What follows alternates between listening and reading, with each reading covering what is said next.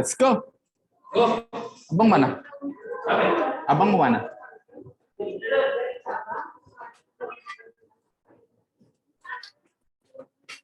Salah. Nggak apa-apa mas, tenang aja mas. Nanti pahala saya diambil mas Kim, tangannya aja. Bang Jawa, ayo Bang Jawa.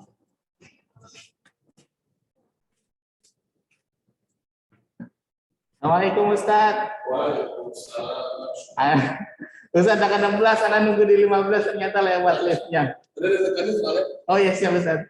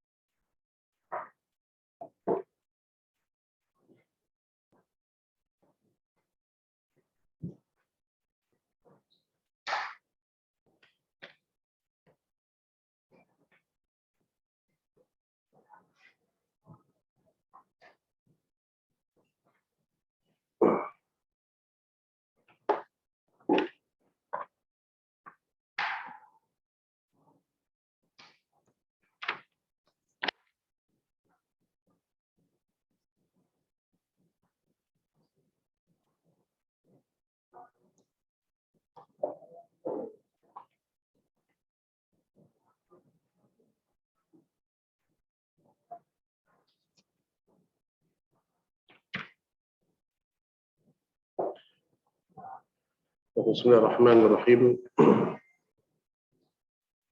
Assalamualaikum warahmatullahi wabarakatuh. Waalaikumsalam. Alhamdulillahi rabbil alamin. Wa bihi nasta'inu ala umuri dunya waddin. Wassalatu wassalamu ala asyrafil anbiya'i wal mursalin. Wa ala alihi wa sahbihi wa man sara ala nahjih. Wa tamassaka bi sunnatihi ila yaumiddin. يا أيها الذين آمنوا اتقوا الله حق تقاته ولا تموتن إلا وأنتم مسلمون يا أيها الناس اتقوا ربكم الذي خلقكم من نفس واحدة وخلق منها زوجها وبث منهما رجالا كثيرا ونساء واتقوا الله الذي تساءلون به والأرحام إن الله كان عليكم رقيبا أما بعد Ma'asyiral muslimin wal muslimat rahimani wa rahimakumullah, al-hadirin wal hadirat. Alhamdulillah pada siang berbahagia ini kita bisa kembali melanjutkan bahasan Kitab Tauhid yang ditulis oleh Syekh Muhammad bin Abdul Wahhab At-Tamimi rahimahullahu taala. Alhamdulillah sekarang kita masuk pada bab yang kelima.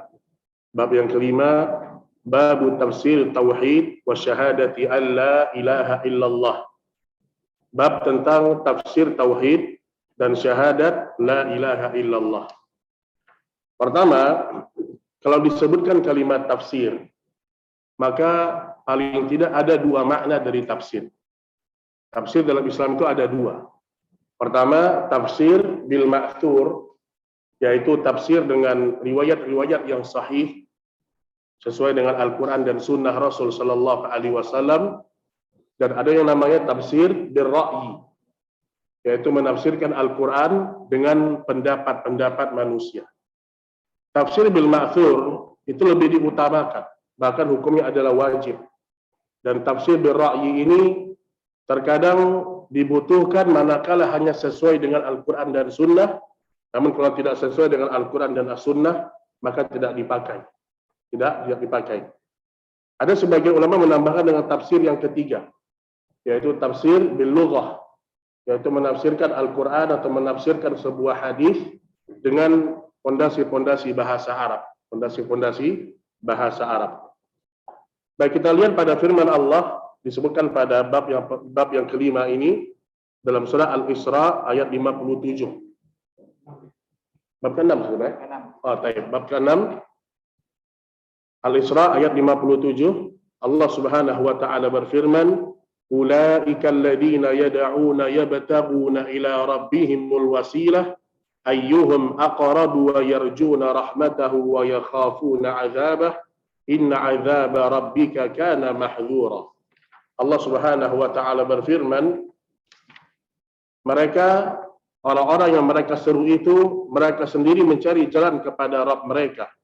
Siapa di antara mereka yang lebih dekat kepada Allah dan mengharapkan rahmat-Nya dan takut terhadap azab-Nya. Sesungguhnya azab Tuhanmu adalah suatu yang harus ditakuti.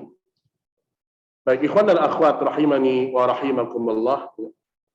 Pada ayat ini Allah Subhanahu wa taala menjelaskan tentang sebagian manusia yabtaguna ila rabbihimul wasilah. Sebagian manusia mereka ketika beribadah kepada Allah menggunakan wasilah-wasilah. Padahal dalam setiap ibadah seorang hamba tidak perlu punya wasilah apapun, melainkan dia harus langsung memintanya kepada Allah Subhanahu wa taala. Oke, sebagian orang ketika dia menyembah kuburan, menyembah patung-patung, menyembah orang-orang soleh, alasan mereka, kami nggak menyembah mereka. Kami tidak menyembah mereka. Kami tidak beribadah kepada mereka. Tapi kami menjadikan mereka hanya sebagai wasilah, perantara antara kami dengan Allah Subhanahu wa taala. Ini bagian dari kesyirikan juga. Karena kata para ulama, bahwasanya semua orang yang ingin beribadah kepada Allah, baik itu doa, baik itu tawakal, baik itu rasa cinta dan rasa harap, semuanya tidak membutuhkan wasilah. Tidak membutuhkan wasilah, tapi semua langsung ditujukan kepada Allah Subhanahu wa taala. Juga disebutkan dalam surah Az-Zukhruf ayat 26 sampai 28, wa idh qala Ibrahimu li abihi wa qaumih innani bara'un mimma ta'budun.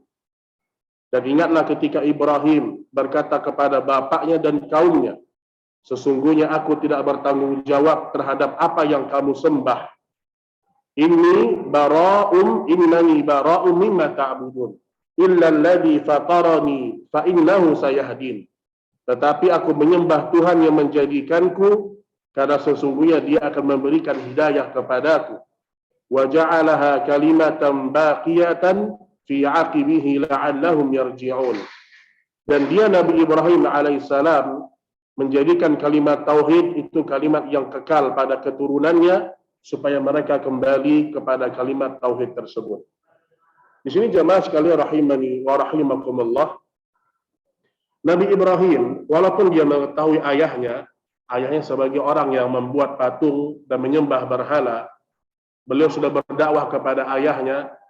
Namun ketika ayahnya tidak mau meninggalkan apa yang dia yakini dari kesyirikan, maka Nabi Ibrahim mengucapkan kalimat innani bara'un mimma ta'budun. Di sini kata para ulama akidah, seorang tidak akan mendapatkan dosa keturunannya ketika dakwah telah disampaikan kepadanya. Nabi Ibrahim tidak akan mendapatkan dosa walaupun ayahnya penyembah berhala. Sebagian para sahabat, mereka ayah ibunya musyrikah, tapi mereka tidak mendapatkan dosa dari ayah ibu yang mereka tidak beriman kepada Allah Subhanahu wa taala. Kemudian Ibrahim alaihissalam mengatakan illalladzi fatarani fa innahu sayahdin. Sesungguhnya aku menyembah Tuhan yang menjadikanku, karena sesungguhnya Dia yang akan memberikan hidayah kepadaku. Di sini jelas bahwasanya hanya Allah tabaraka wa taala yang memberikan hidayah kepada manusia. Patung, pohon-pohon, hewan-hewan yang disembah tidak bisa memberikan hidayah, memberikan petunjuk, melainkan hanya Allah Subhanahu wa taala. Dan kalimat ini wa ja'alaha kalimatan baqiyatan fi 'aqibih la'allahum yarji'un. Dan Nabi Ibrahim menjadikan kalimat tauhid itu kalimat yang kekal pada keturunannya supaya mereka menyembah kepada kalimat tauhid tersebut. Artinya semua keturunan Nabi Ibrahim, rata-rata para nabi dan para rasul, mayoritasnya para nabi dan para rasul, maka dikatakan Ibrahim ini adalah Khalilu Abdul Anbiya, bapaknya para anbiya. Karena dari keturunan Ibrahim alaihissalam, Ismail, Ishak dan ke bawahnya, mereka adalah para nabi dan para rasul, dan semua dakwah mereka sama, yaitu mengajak manusia kepada kalimat tauhid, mengajak mereka untuk menyembah hanya kepada Allah Subhanahu wa taala. Adapun syariat setiap nabi dan setiap rasul itu berbeda-beda. Makanya di sini kata para ulama, kalaulah dakwah para nabi dan para rasul mengutamakan tauhid, maka harusnya orang-orang yang mengakui sebagai umat Nabi Muhammad Sallallahu Alaihi Wasallam harus memprioritaskan tauhid daripada yang lain, ilmu-ilmu yang lain. Juga disebutkan dalam surah At-Taubah ayat 31, ittakhadhu ahbarahum wa ruhbanahum arbabam min dunillah. Mereka menjadikan orang-orang alimnya dan rahib-rahib mereka sebagai Tuhan-Tuhan selain Allah Subhanahu wa ta'ala. Perhatikan teman-teman rahimani wa rahimakumullah. Mereka disebutkan di sini ittakhadhu ahbarahum wa ruhbanahum arbaban. Mereka menjadikan orang-orang alimnya dan rahib-rahib mereka sebagai Tuhan-Tuhan selain Allah. Jadi orang-orang dulu yang mereka sembah selain Allah itu orang-orang alim, orang-orang yang jelas kesolehannya.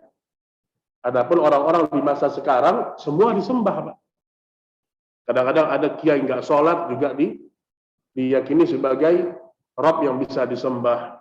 Walaupun kita nggak menyembah kepada kiai, kita nggak menyembah kepada tuan guru. Tapi bentuk pujian mereka, cara mereka bersikap kepada guru-guru mereka, seperti mereka bersikap kepada Allah Subhanahu wa ta'ala. Menggantungkan nasib kepada gurunya, menggantungkan nasib kepada orang-orang alim yang mereka kenal. Dulu, Mereka digoda oleh orang-orang alim, sehingga artinya orang-orang dulu digoda oleh syaitan untuk menyembah orang-orang saleh. Orang-orang saleh. Nah, Allah sebutkan di sini arbabam min dunillah. Mereka menjadikan semua orang-orang alim tersebut sebagai tuhan-tuhan selain Allah Subhanahu wa taala. Kata Imam Ibnu Qudamah, kebanyakan terjadinya kesyirikan karena sikap dulu kepada orang saleh. Sikap dulu kepada orang saleh. Dan ingat teman-teman, yang namanya menjadikan orang saleh sebagai sesembahan, itu bukan hanya kita sujud sama dia. Kita datang kemudian sujud, ruku, bukan itu. Bahkan Allah sebutkan dalam Al-Quran, di antara cara menyembah mereka, menghalalkan apa yang Allah haramkan, dan mengharamkan apa yang Allah halalkan. Itu cara mereka menyembah orang-orang saleh. Jadi kalau ada orang, sesuatu yang sudah diharamkan Allah, kemudian mereka halalkan, karena alasan fatwa guru kami membolehkan. Kata para ulama, berarti dia telah menjadikan guru mereka sesembahan selain Allah.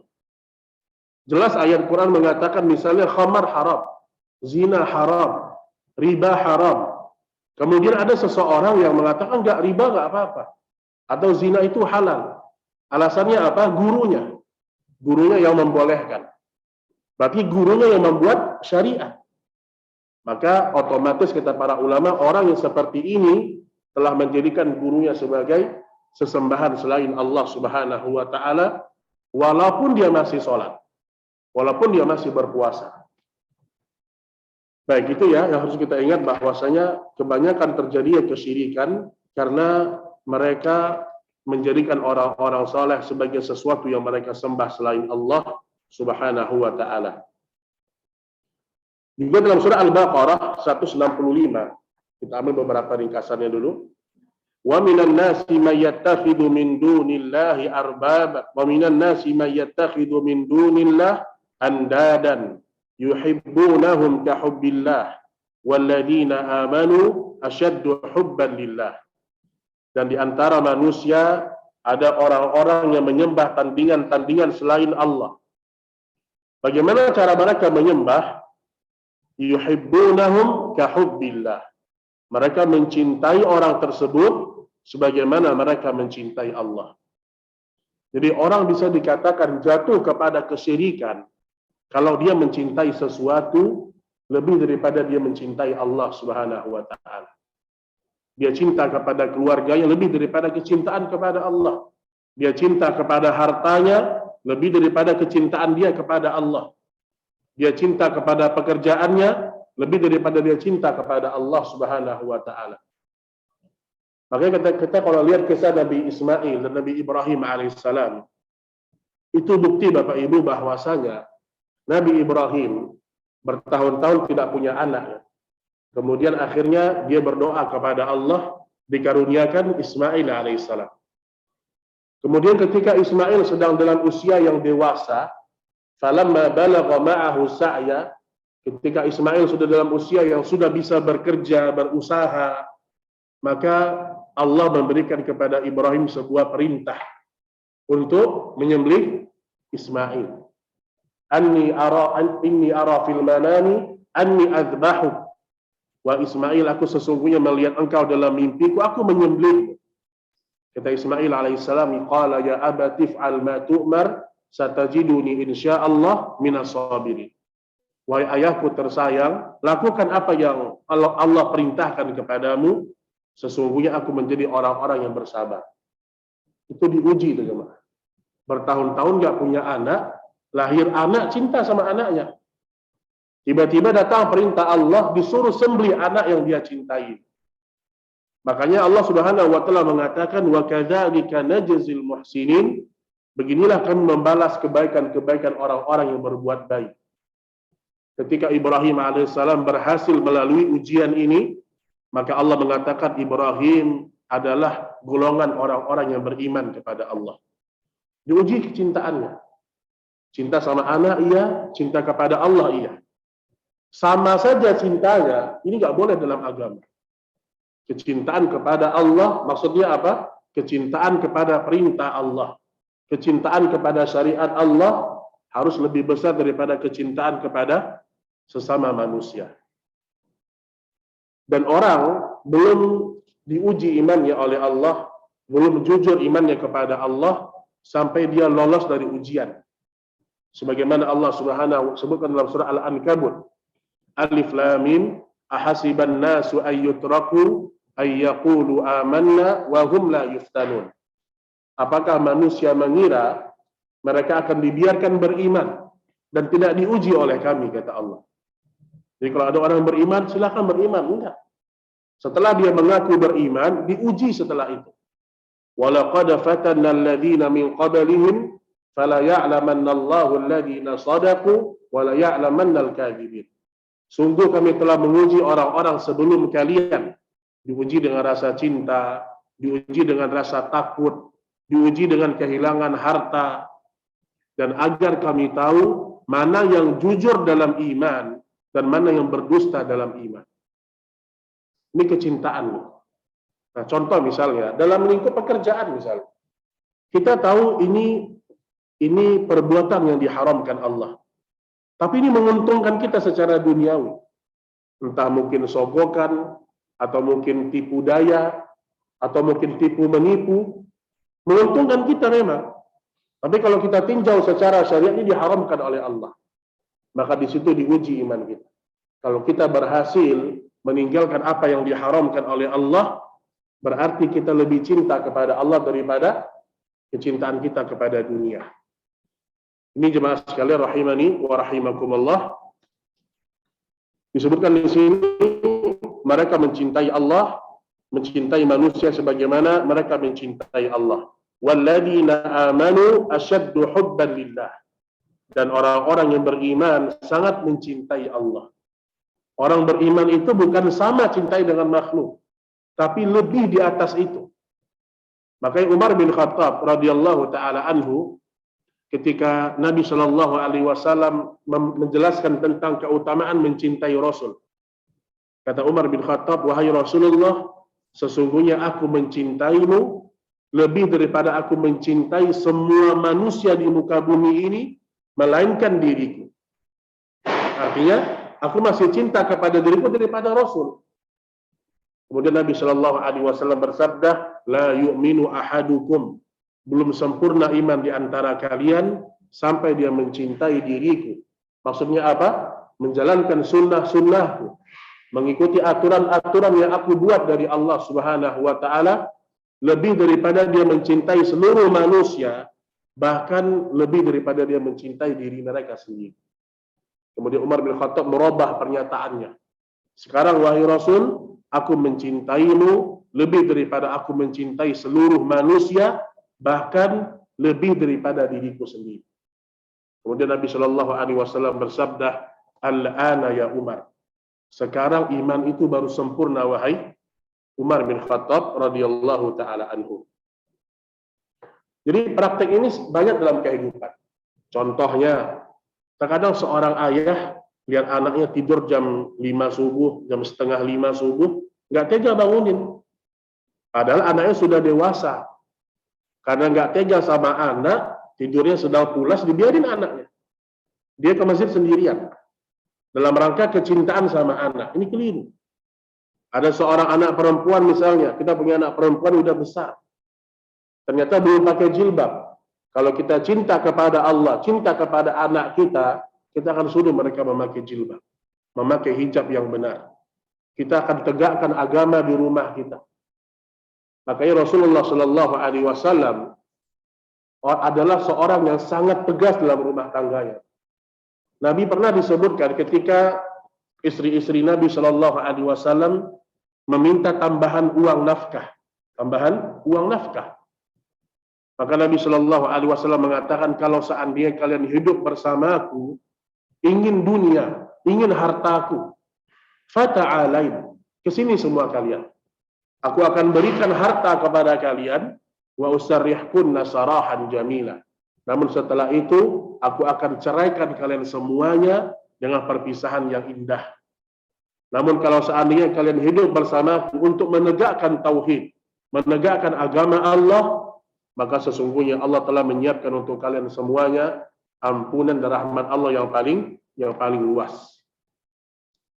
Baik, kemudian juga ikhwan dan akhwat rahimani wa rahimakumullah, disebutkan dalam hadis sahih an Nabi sallallahu alaihi wasallam, man qala la ilaha illallah wa kafara bima yu'badu min dunillah haruma maluhu wa damuhu wa hisabuhu 'ala Allah.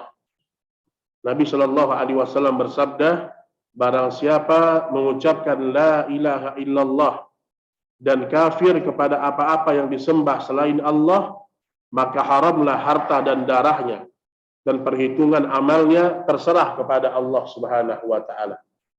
Jadi maksudnya orang kalau sudah mengucapkan la ilaha illallah, kemudian dia mengkafirkan semua yang disembah selain Allah. Artinya dia melarang orang menyembah pohon, menyembah hewan, menyembah batu, ya, menyembah orang-orang saleh. Maka ada 3 jaminan dari Nabi Shallallahu Alaihi Wasallam. Maka haramlah harta dan darahnya. Berarti dia muslim. Nggak boleh kita ambil hartanya, nggak boleh kita tumpahkan darahnya. Dan perhitungan amalnya terserah kepada Allah. Adapun nanti dia berdusta dalam keimanan, pura-pura masuk Islam, pura-pura mengucapkan kalimat syahadat, itu diserahkan hisabnya kepada Allah Subhanahu wa taala. Maka kata para ulama akidah, kalau ada orang mau masuk Islam, langsung Islamkan. Nggak perlu bilang kalau mau masuk Islam, baca dulu nih Fathul Majid nih, baru masuk Islam. Nggak perlu. Dia pengen masuk Islam, Islamkan. Dan nggak perlu ada acara seremonial dulu, nggak penting. Yang penting dia mengucapkan syahadat dulu, nanti kalau mau dibuat acaranya atau sertifikatnya, nanti setelah itu. Karena kata Syekh bin Baz rahimahullah, kalau ada seorang muslim ingin masuk Islam, kemudian kita tunda-tunda, dan ternyata dia meninggal sebelum dia mengucapkan syahadat, kita bisa berdosa di situ. Menunda keimanan seseorang. Adapun dia masuk Islam karena mau nikah, pura-pura masuk Islam, atau dia bersembunyi di balik keislamannya, wa hisabuhu 'ala Allah, kata Rasul. Diserahkan urusannya kepada Allah. Diserahkan perhitungannya kepada Allah Subhanahu wa taala.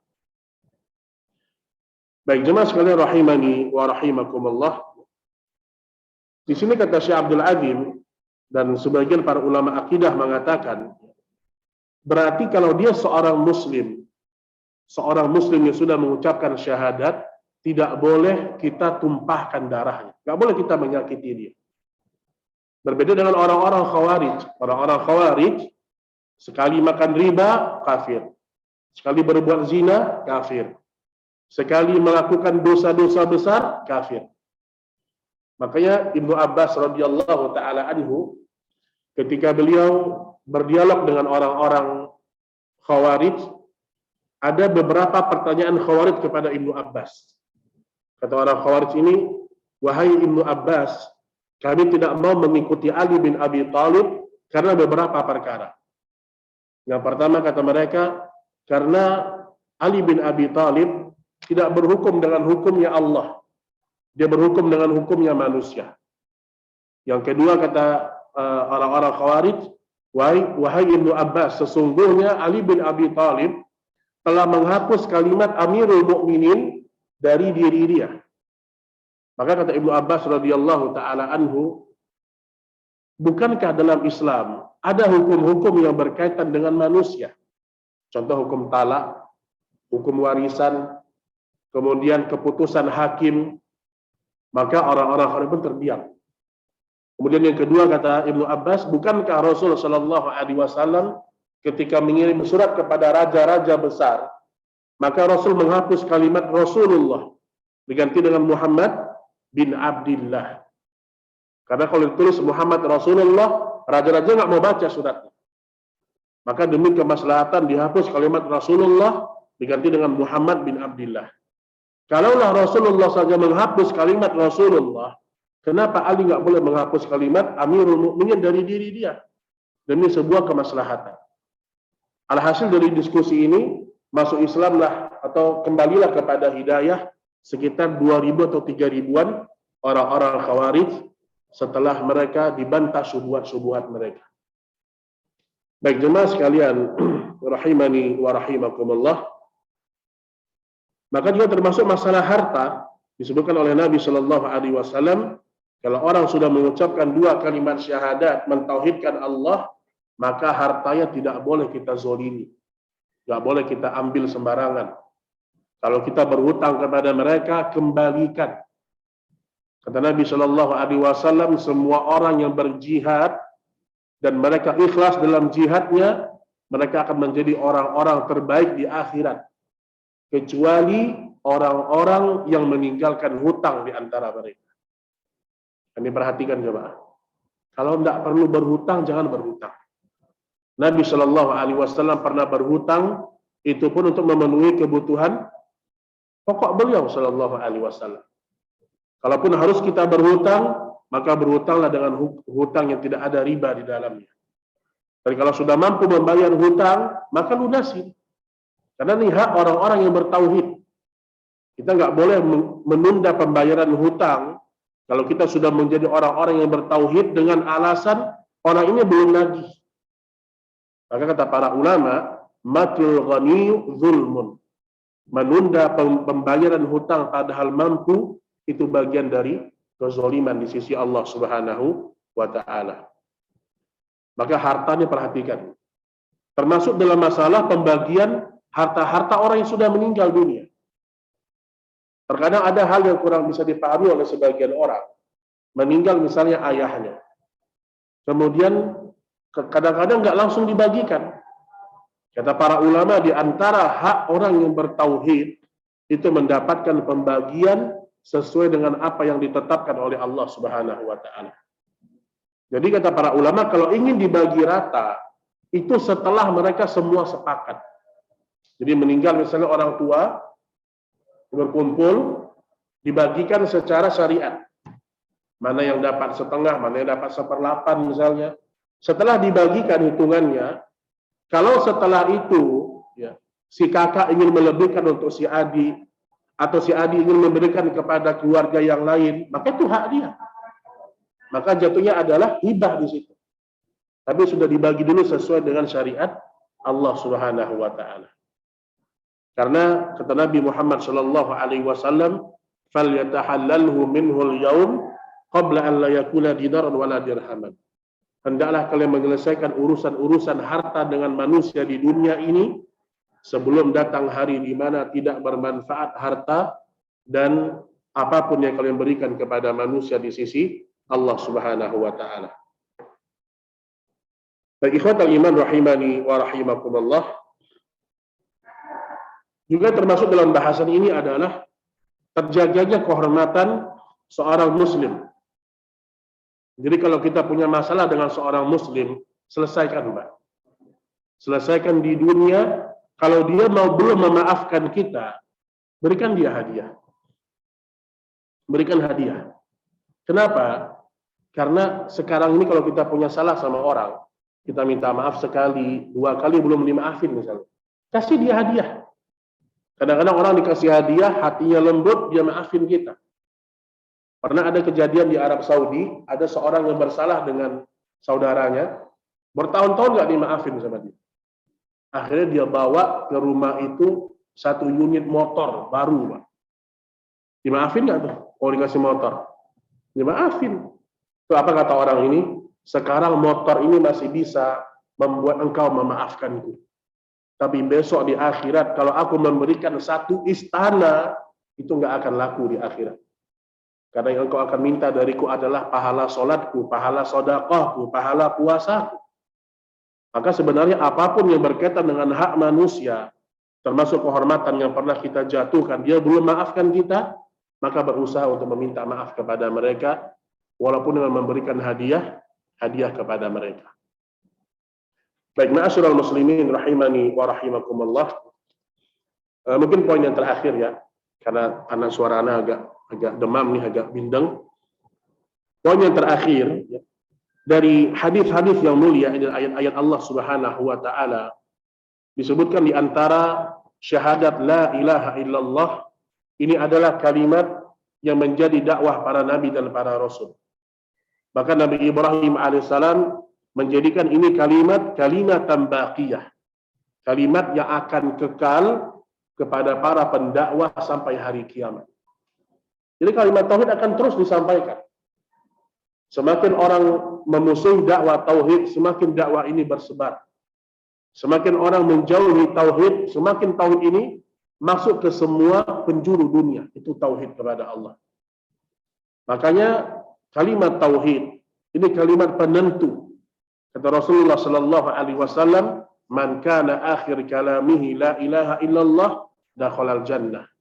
Barang siapa yang akhir ucapannya la ilaha illallah, dia akan masuk ke dalam surganya Allah Subhanahu wa taala. Maka teman-teman sekalian, kita mempelajari tauhid.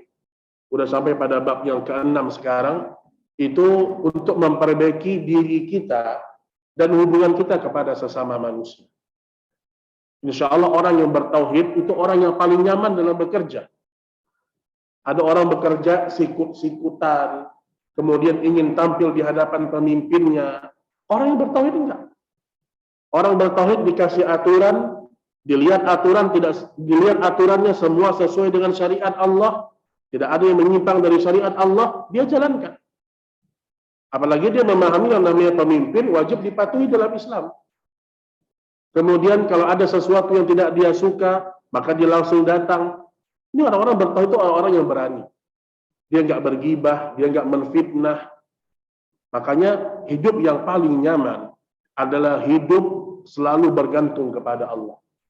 Bukan bergantung kepada bos, bergantung kepada pekerjaan, bergantung kepada teman, enggak.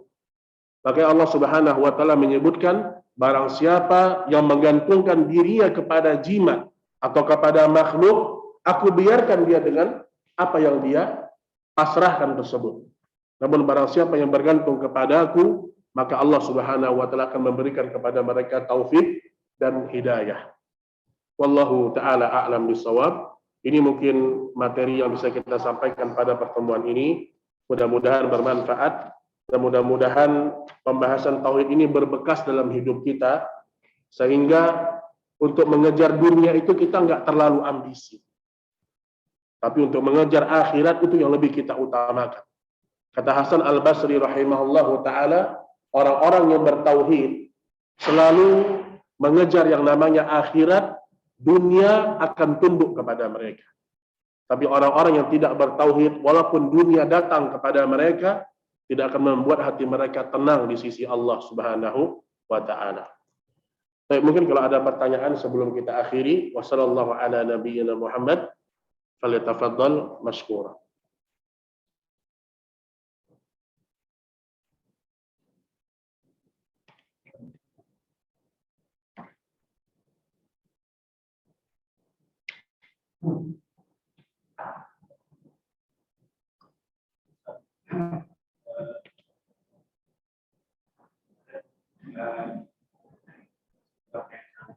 Ya.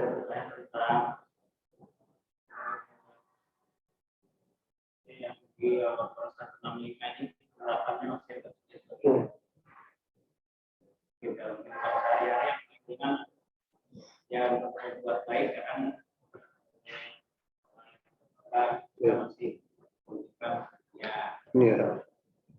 Nah, sekarang di Indonesia khususnya fenomena menumpahkan darah itu semakin meningkat dengan adanya buka pakai motor, tawuran, padahal yang mereka sama muslim. Jadi dampaknya terhadap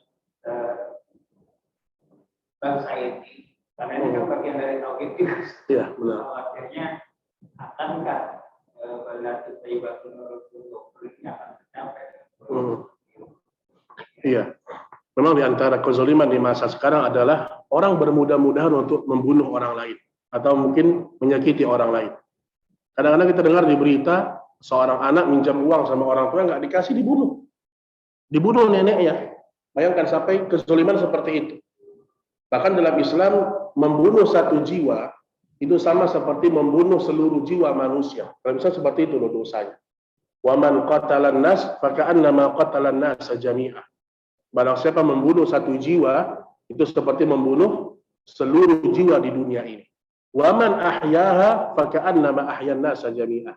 Namun barang siapa yang menghidupkan satu jiwa, kata para ulama, kalau seorang dokter atau orang-orang yang ikut andil di dalamnya membantu menghidupkan satu jiwa dengan izin Allah, ya, mengobati, mungkin menyelesaikan urusan mereka sehingga mereka selamat, itu pahalanya seperti menyelamatkan seluruh jiwa manusia. Nah, adapun yang berkaitan dengan baldatun thayyibah, memang sudah menjadi sunnatullah. Zaman kita itu akan lebih buruk daripada zaman sebelum kita. Kata Nabi Shallallahu Alaihi Wasallam, "Ya'ti 'alaikum zaman illa ma ba'dahu syarrun minhu." Tidak akan datang sebuah masa kecuali masa setelahnya lebih buruk daripada masa sebelumnya. Tapi ini bahasanya mayoritas. Berarti masa kakek kita itu lebih bagus daripada masa kita sebenarnya. Semakin ke belakang itu semakin bagus, ya, dari segi agamanya, ya. Walaupun dalam beberapa hal kita lebih unggul. Nah, semakin ke akhir zaman akan semakin buruk, akan semakin buruk. Sampai Nabi Shallallahu Alaihi Wasallam, nanti tidak ada orang yang mengucapkan di dunia ini Allah lagi di permukaan bumi. Nggak ada yang menyembah Allah Subhanahu Wa Taala. Nah, makanya Allah ketika menjelaskan tentang negeri yang diberkahi, Allah mengatakan walau amanu wattaqau lafatahna alaihim barakatim minas sama'i wal ardh. Walau amana ahlal qura. Kalau seandainya penduduk bumi itu beriman dan bertakwa. Jadi yang disuruh beriman bertakwa itu siapa? Penduduknya, rakyatnya, bukan pemimpinnya. Karena seorang mendapatkan pemimpin sesuai dengan kualitas rakyat. Nah, makanya bagaimana kita memperbaiki keadaan yang seperti ini? Mulailah dari dakwah Nabi Shallallahu Alaihi Wasallam. Nabi itu memperbaiki kota Madinah, memperbaiki Mekah bukan dari atas, tapi dari bawah. Dari lingkup keluarga, lingkup tetangga, punya tetangga berikan haknya. Kalau ingin berbuat baik, jangan lupa sama tetangga. Dimulai dari situ. Kalau masing-masing orang memperhatikan ini, insya Allah tercipta baldatun thayyibatun wa rabbul ghafur tadi. Walaupun kita tahu yang namanya kebaikan akan terus berkurang seiring dengan datangnya hari kiamat. Itu akan pasti. Ya, akan pasti. Tidak akan ada masa di mana seperti masa Nabi Sallallahu Alaihi Wasallam udah nggak akan ada. Contoh aja tentang perbuatannya Umar bin Khattab.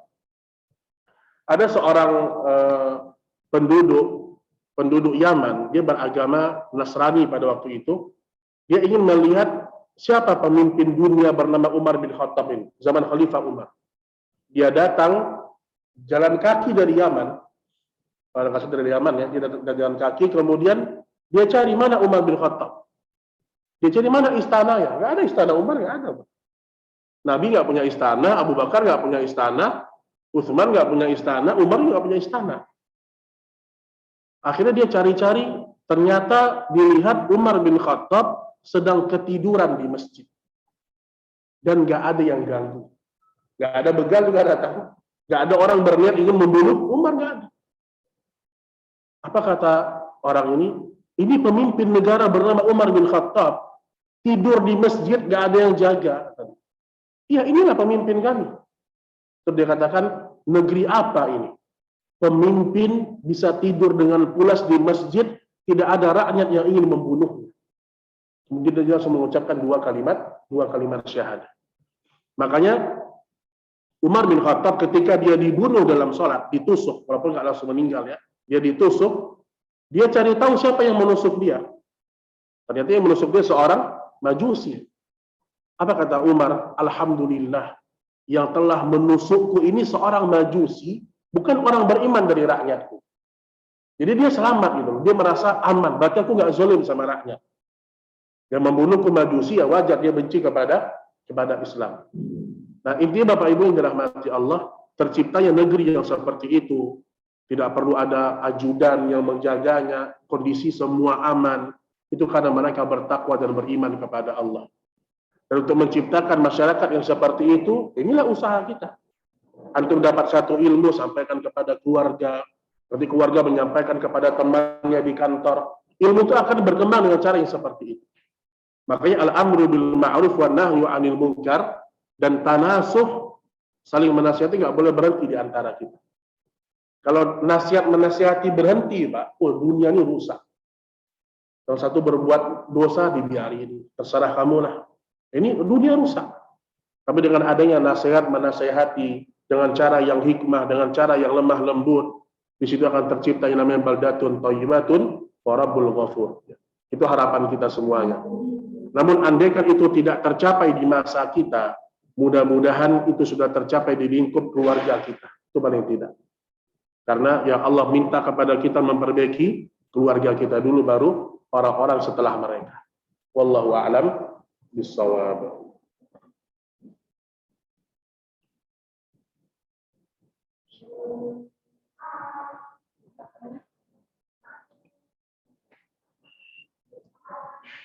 Baik, mungkin cukup kalau sudah tidak ada. Wallahu ta'ala a'lam bishawab. Wa sallallahu ala nabiyyina Muhammad. Nahtatim bihadzal qadar. Subhanakallahumma wa bihamdik. Asyhadu an la ilaha illa anta astaghfiruka wa atubu ilaik. Wassalamualaikum warahmatullahi wabarakatuh. Waalaikumsalam.